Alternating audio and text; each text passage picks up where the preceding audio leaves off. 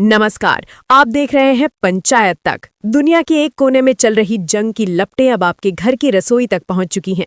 अंतर्राष्ट्रीय स्तर पर छिड़े युद्ध ने ग्लोबल सप्लाई चेन की कमर तोड़ दी है, जिसका सीधा असर आपके और हमारे रसोई गैस सिलेंडर पर पड़ा है।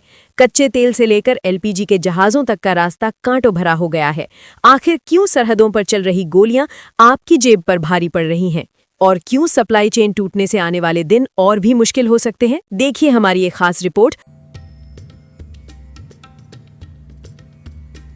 रूस यूक्रेन हो या मिडिल ईस्ट का तनाव, अंतर्राष्ट्रीय युद्धों ने पूरी दुनिया की रसद व्यवस्था यानी सप्लाई चेन को छिन्न भिन्न कर दिया है। भारत अपनी जरूरत का बड़ा हिस्सा आयात करता है, लेकिन युद्ध की वजह से समंदर के वो रास्ते बंद या खतरनाक हो गए हैं जहां से गैस के टैंकर गुजरते हैं। जब सप्लाई रुकती है और डिमांड बढ़ती है तो नतीजा सिर्फ एक होता है, बेतहाशा बढ़ती कीमतें। 70 साल से ऊपर है। हाँ, और मैं लाइन में सिलेंडर लेने के लिए खड़ा हूँ। कब से खड़े? 45 मिनट हो गया। अच्छा, अभी कितना टाइम लगता है? 10 दिन से ज्यादा हो गया हम इसको बुक कराए हुए गैस। अच्छा। हमारे जैसे लोग लाइन में लगे हैं, आखिर उनका क्या कसूर है बताइए। इसे ऐसे समझिए, शिपिंग कॉस्ट, युद्ध के कारण जहाजों का बीमा और ईंधन खर्च 50% तक बढ़ गया है। रूट डाइवर्जन, सुरक्षित रास्तों के चक्कर में जहाजों को हजारों मील का अतिरिक्त सफर तय करना पड़ रहा है। रिफाइनरी प्रेशर, कच्चे तेल की कमी से एलपीजी का उत्पादन प्रभावित हुआ है।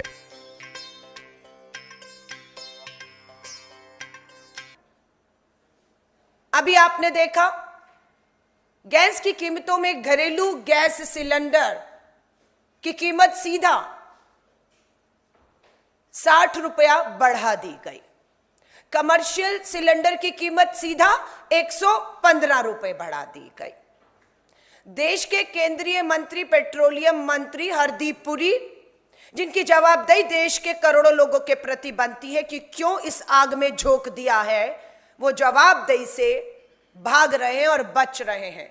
उन्हें भागने और बचने का मौका खुद देश के प्रधानमंत्री नरेंद्र मोदी जी आप दे रहे हैं। देश के प्रधानमंत्री नरेंद्र मोदी जी इस समय जब देश की संसद चल रही है और देश में त्राहिमाम है, आपको दिल्ली संसद में देश के प्रति जवाबदेही के लिए खड़ा होना चाहिए। तो और देश के प्रधानमंत्री, एक मोदी भगोड़ा पहले ही देश छोड़कर भाग गया है और दूसरा संसद छोड़कर भागे हुए हैं और वो तमिलनाडु के चुनावी राज्य में प्रचार और प्रसार कर रहे हैं। हम देश के प्रधानमंत्री जी को कहते हैं, लौटिए दिल्ली, संसद में उस नाली की गैस की टेक्नोलॉजी का एक बार फिर से व्याख्यान करिए, जो ऐसा महान साइंटिस्ट आपने बताया। हम आपका वीडियो हमारे पास है, हम उसको दिखा रहे हैं कि देश में अगर गैस की किल्लत हो तो किस तरीके से आपने बताया कि नाली की गैस से आप इस आपदा, इस समस्या से निकल सकते हैं। मैं कहूंगी प्रधानमंत्री नरेंद्र मोदी जी का वो जो फार्मूला है, नाली की गैस, अगर गैस महंगी हो गई, गैस नहीं मिल रही तो हाहाकार मत करिए। फार्मूला देश के प्रधानमंत्री। सप्लाई चेन टूटने का मतलब सिर्फ दाम बढ़ना नहीं, बल्कि समय पर डिलीवरी ना होना भी है। अगर ये युद्ध लंबा खिंचता है तो आने वाले समय में सिलेंडर की किल्लत और बढ़ सकती है। सरकार और तेल कंपनियां वैकल्पिक रास्तों की तलाश में तो हैं, लेकिन ग्लोबल मार्केट की अस्थिरता ने फिलहाल राहत के सारे रास्ते बंद कर रखे हैं।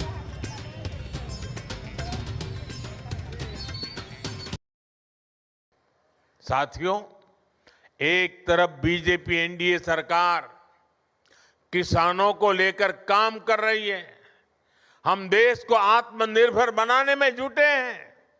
वहीं आज कांग्रेस ने एक बार फिर साबित कर दिया है कि वो किसी भी स्थिति में देश के प्रति ईमानदार नहीं है।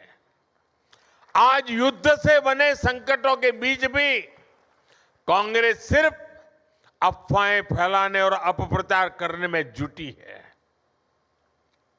और मैं जरा कांग्रेस के साथियों से कहना चाहता हूं, एक काम करिए, लाल किले पर से 15 अगस्त को पंडित नेहरू जी ने जो भाषण दिए हैं, जरा भाषण सुनिए, आप सुनकर के हैरान हो जाओगे।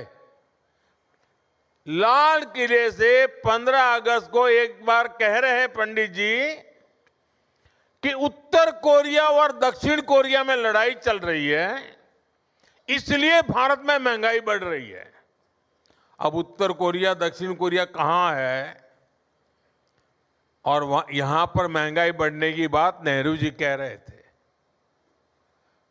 और आज कांग्रेस के लोग देश को गुमराह करने में लगे हैं। वैश्विक संकटों का प्रभाव क्या होता है, यह दुनिया देख रही है। साफ है कि अंतर्राष्ट्रीय कूटनीति और युद्ध का मैदान हमसे दूर जरूर है, लेकिन इसका असर हमारी थाली और हमारे बजट पर सीधा पड़ रहा है। जब तक ग्लोबल सप्लाई चेन वापस पटरी पर नहीं आती, तब तक राहत की उम्मीद कम ही नजर आती है। आप जागरूक रहें और अपनी राय हमें कमेंट बॉक्स में जरूर बताएं। पंचायत तक सब्सक्राइब करें और शेयर करें।